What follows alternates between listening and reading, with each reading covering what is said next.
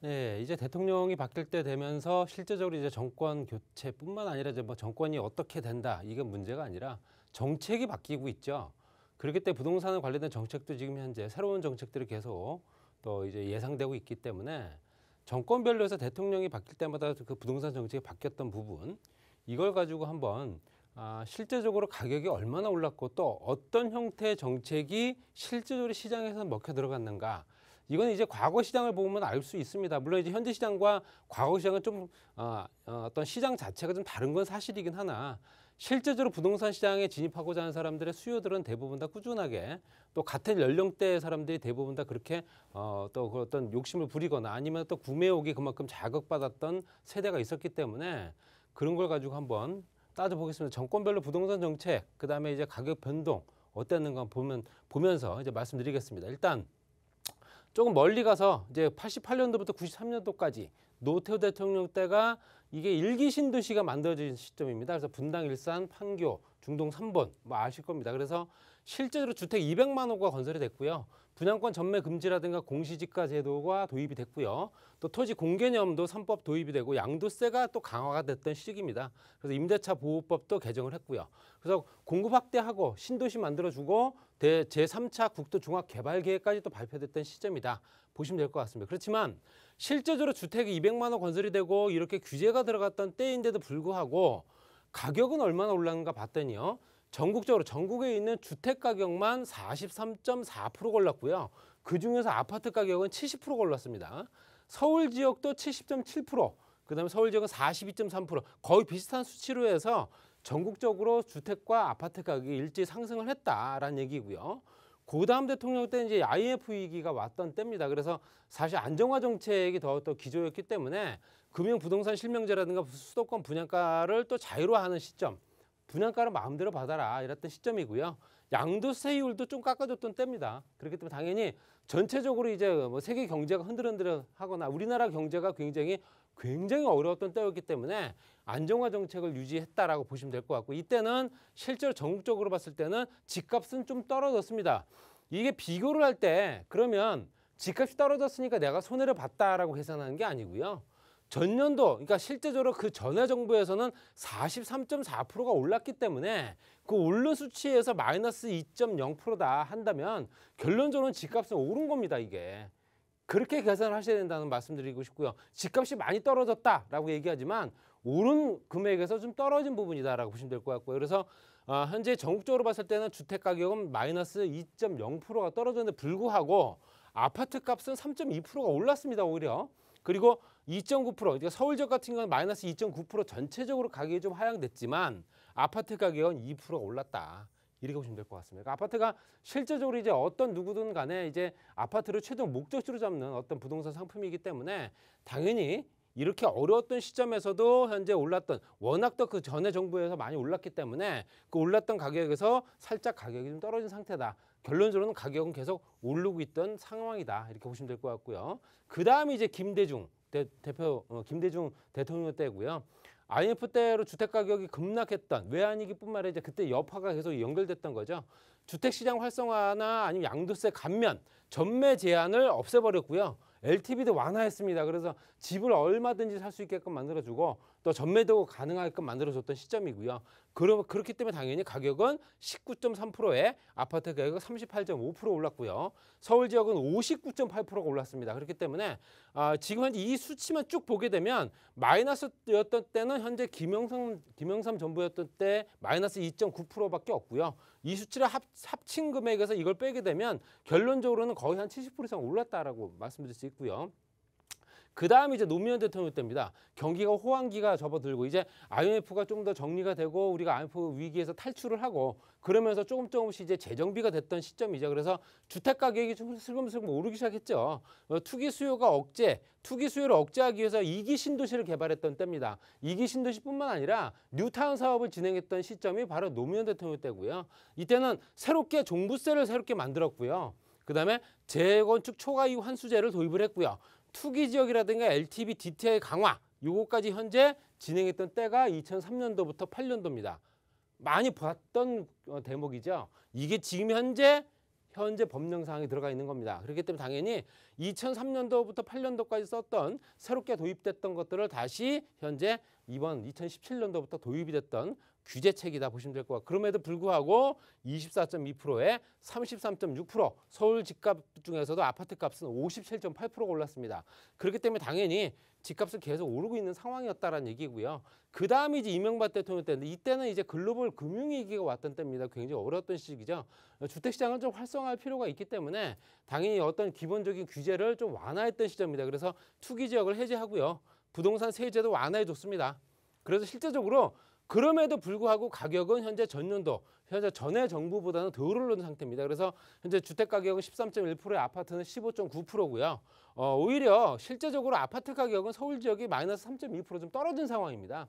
그렇기 때문에 안정화 시점이 어느 때였냐라고 얘기하게 되면 그래도 2008년도부터 2013년도까지 이제 이명박 대통령이 현재 집권했던 그 시기가 그래도 현재 부동산 시장이 좀 안정화됐던 시기다라고 얘기를 합니다.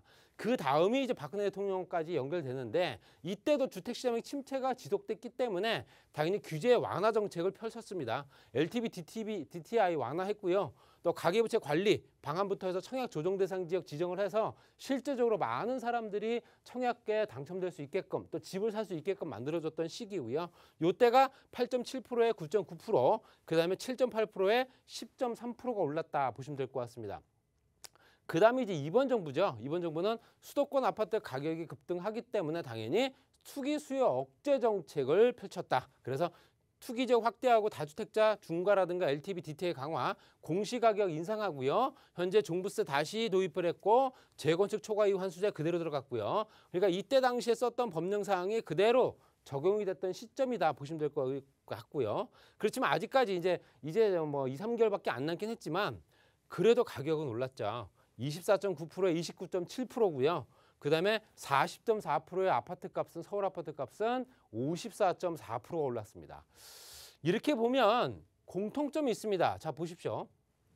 정권별 주택정책 변화, 아파트 매매 가격을, 아파트를 기본적으로 우리가 선행 지수로 봤을 때 아파트 매매 가격 지수를 보게 되면 규제책이 들어가 있던 현재 노태우 대통령 때나 또 규제책이 들어가 있던 노무현 대통령 때나 지금 정부나 공통점이 뭐냐? 집값이 다 올랐다라는 겁니다. 규제가 들어갔던 시점은 대부분 다 집값이 올랐습니다. 그렇기 때문에 당연히 완화 정책을 펼쳤던 시기는 그래도 안정화가 됐던 시기 맞고요. 현재 시점상 실제로 오를 수밖에 없는 상황이 됐던 시점도 있지만 그 규제책을 쓰지 않아도 실제적으로 시장이 안정화됐던 시기입니다. 그래서 이명박 대통령 때는 이렇게 그래프가 예쁘게 상향선이라든가 하한선이 그렇게 크게 요동치지 않는 이런 형태로 갔고요. 박근혜 대통령도 마찬가지지만 이번 정부에서는 이렇게 가격이 수직으로 올라가고 있는 상황입니다. 말씀드린 대로 규제책이 들어갔던 시점마다 가격은 올랐다. 이렇게 보시면 될 것 같습니다. 그래서 규제와 완화를 반복할 수밖에 없는 상황이긴 하지만 규제책이 들어가면서 실제로 시장에 거부 상황이 많아지고 매물이 잠기고 그러면서 거래가 일시적으로 중단이 되고 호가는 높아지고 이런 형태로 계속 공통적으로 움직였던 시장입니다. 그렇기 때문에 당연히 규제책보다는 다음에는 뭐가 올 수 있느냐? 완화책이 올 수밖에 없다라는 얘기입니다. 그렇기 때문에 당연히 내년 부동산 시장이 조금 더 기대가 될 수밖에 없다라는 얘기고요. 지금 현재 재건축에 관련된 규제 사항도 실제적으로 노무현 대통령부터 쭉 4개 정부를 봤을 때도 노무현 정부 때 재건축 초과이후 환수제를 도입을 했고요. 후분양제 실시까지 했습니다. 그리고 초고층 재건축 안 된다라는 얘기까지 하고 이게 이제 35층 규제죠. 또 재건축 안전진단 기준을 또 강화했습니다. 그래서 현재 등급상 실제적으로 등급이 조금 낮은 현재 등급이 어지간히 조금 더 버틸 수 있는 등급이다 한다면은 재건축 허가를 안 해줬다는 얘기죠. 소형 면적 의무 비율을 다시 도입을 했습니다. 그리고 이명박 정부 때는 재건축 초과의 부담금 유예, 그러니까 실제로 거꾸로 갔다라고 보시면 될 것 같고요. 이 현재 초과의 부담금 부과를 유예를 하고요. 기반시설 부담금 제도 폐지하고 재건축 후분양제 폐지했습니다. 그리고 조합원 지위 양도 금지 폐지, 그 다음에 전매 제한 기간 단축, 그 다음에 소형 및 임대주택 의무비를 사실상 없애버렸습니다.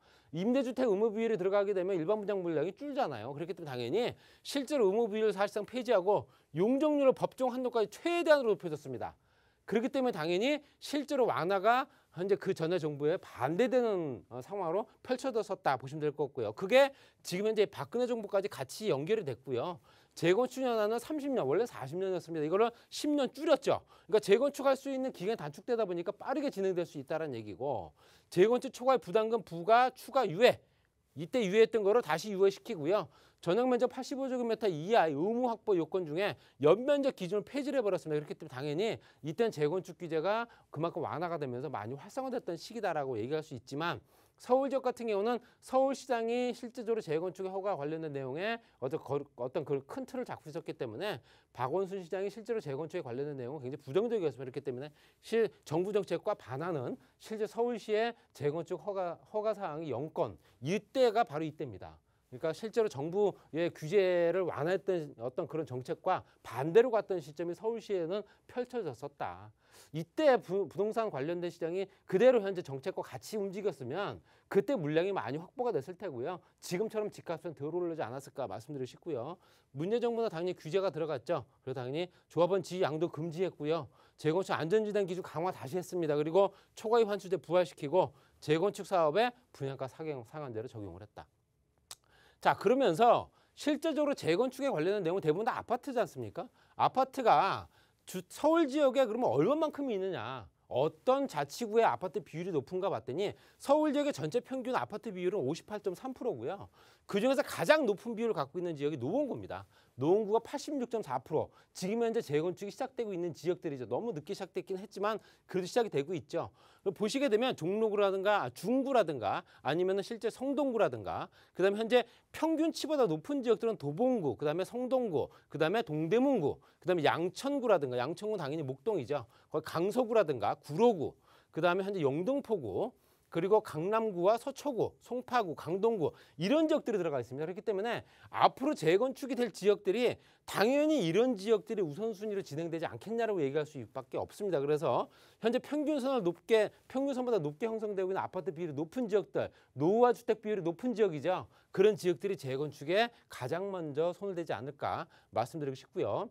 자, 그러면 이제 실제적으로 공급이 어떻게 되면서 공급 시점과 또 인허가 물량부터 분양, 허가, 그다음에 입주 물량까지 같이 있겠죠. 보시게 되면 인허가와 착공, 분양, 준공, 입주 물량이 있지만 실제적으로 저런 인허가부터 준공, 입주까지는 굉장한 시간이 걸립니다. 그렇기 때문에 당연히 그 시간을 단축할 수밖에 없는데, 지역별로 입주 물량과 증감률을 보게 되더라도 실제적으로 2020년 대비 마이너스를 계속 그리고 있죠. 보시게 되면 인천, 대구부터 대전까지는 그래도 그나마 좀 낫습니다. 그런데 경기권부터 해서 쭉 현재 전남부터 서울까지 보시게 되면 마이너스 15%부터 마이너스 79%까지입니다. 전년 대비 인허가 물량, 입주 물량이 그만큼 줄었다는 얘기고요. 입주 물량이 줄었기 때문에 당연히 물량 공급이 안 되면서 현재 가격은 당연히 오를 수밖에 없다라고 얘기할 수 있습니다. 거기에 입주 물량뿐만 아니라 인허가 물량도 마찬가지입니다. 인허가 물량도 2022년 내년에 주택 인허가 전망도 51만 가구밖에 안 됩니다. 거기에 이제 공공 부분이 9만 가구, 그다음에 민간 부분이 42만 가구인데 올해 대비해서 한 2만 가구씩밖에 안 늘어나는 거예요. 그러니까 지금 현재 계속 쭉 마이너스였다가 또 늘어난 물량 자체도 미미하기 때문에 실제적으로 이제 물량 공급의 방법을 또다시 찾아야 된다는 얘기고요. 분양 물량도 마찬가지로 현재 실제로 40만 가구밖에 안 된다라고 보시게 되면 현재 다음 정부에서도 가격이 오를 수밖에 없다라고 전문가들이 얘기하는 이유가 공급 물량이 입주까지 연결되는 물량들이 없다라는 얘기입니다. 거기 보시면 전세 가격이라든가 매매 가격 지수는 실제적으로 이 그래프는 많이 보셨을 겁니다. 그래서 실제로 2011년도부터 해서 쭉 2017년도부터 해서 이렇게 수직으로 상승하는 그래프는 사실상 보기 힘든 그래프죠. 이렇게 수직으로 올라가잖아요. 거의 직각으로 올라가고 있습니다. 그렇기 때문에 당연히 이런 부분에 따라서 집을 사고자 하는 사람들의 현재 의지가 꺾일 수밖에 없다는 얘기고요. 또 수익률이 비교를 하게 되면 당연히 부동산 쪽으로 몰릴 수밖에 없다는 것도 얘기할 수 있습니다. 주식과 비교하는 이제 도표인데요. 삼성전자부터 현대차부터 이제 코스피라든가 코스닥, 그다음에 정기예금 수익률을 봤을 때도 실제적으로 정기예금 45%밖에 안 되는데 올림픽 선수촌 아파트라는 거 압구정 신현대 아파트 중위 매매 가격 보더라도 123%에서 거의 258%까지 올라갑니다. 거기에 봤을 때는 뭐 삼성전자가 371%까지 올랐다고 하지만 나머지 비율로 봤을 때는 부동산을 따라갈 수가 없다는 얘기죠. 아무리 주식이 많이 올랐다 하더라도. 그렇기 때문에 부동산 쪽으로 많이 부동산 쪽으로 자산들이 물릴 수밖에 없다는 얘기고요. 현재 국민 순자산 중에 부동산 비중이 74.8%나 됩니다. 그렇기 때문에 당연히 이런 비율은 앞으로 지속적으로 계속 오르지 않을까 말씀드리고 싶고요. 그리고 실제적으로 다주택자들이 출구 전략을 세울 때 이거를 매매로 돌아서야 되는데 그렇지 않은 상황이 현재 4년 동안 이어졌죠. 보시게 되면 증여하고 기타가 여기 오렌지 색깔입니다. 그러면 매매는 회색깔이고요. 매매보다도 증여 또는 상속으로 많이 갔다는 얘기입니다. 이게 언제부터? 2017년도부터 2020년도까지 앞으로도 계속 진행될 거고요. 이런 매물들이 시장에 풀리지 않는다는 얘기입니다. 그렇기 때문에 당연히 지금은 계속 부족할 수밖에 없다는 얘기고요. 또 증여 비중을 보게 되면 이 지역은 증여를 할 수밖에 없구나라는 얘기가 됩니다. 양천구, 종로구, 동작구, 용산구, 강남 3구, 강동구까지 다 집값이 가장 많이 오른 지역이죠. 가장 많이 오른 지역이기 때문에 당연히 매매를 서두를 필요가 없었고요. 또 양도세가 그만큼 많아지기 때문에 당연히 증여나 상속으로 현재 터냈다 이렇게 보시면 될 것 같고요. 갭 투자를 할 수 있는 여건들이 또 만들어졌다라고 보여집니다. 지금 이제 대출 규제가 들어갔죠. 대출 규제가 들어갔기 때문에 주택가격과 금리, 수요, 심리 이렇게 작용하겠지만 갭 투자는 실제로 다주택자뿐만 아니라 실수요자도 할 수 있죠. 1주택자들. 그럼 당연히 대출 규제 제약 없이 가능하고 또 자가 수요가 증대가 되면서 내 집을 갖고자 하는 사람들의 의욕이 또 많이 높아졌고요. 거기에 대출 규제가 딱 들어가다 보니까 실제적으로 이제 집을 사고자 하는 사람들이 세입자로 전락하는 경우가